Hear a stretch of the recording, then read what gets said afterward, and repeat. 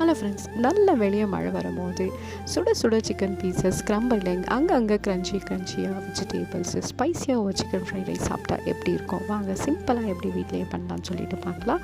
நான் chicken ஃப்ரைக்காக cornflour, rice flower, வீட்டில் அரைச்ச மிளகாத்தூள், வெறும் மிளகாத்தூள், உப்பு போட்டு மேக்னேட் பண்ணி சிக்கன் ஃப்ரை பண்ணி எடுத்து வச்சுருக்கேன்.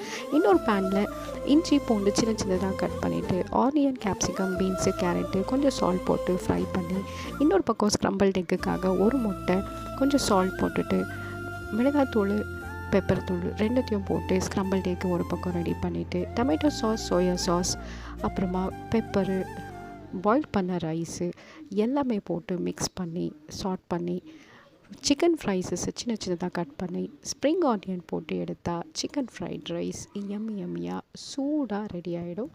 சாப்பிட்டு பார்த்துட்டு எப்படி இருக்குதுன்னு சொல்லுங்கள். மறக்காமல் இன்ட்ரெஸ்டிங் ரெசிபிக்காக ஃபாலோ பண்ணுங்கள், சப்ஸ்கிரைப் பண்ணுங்கள். தேங்க்யூ, பாய்.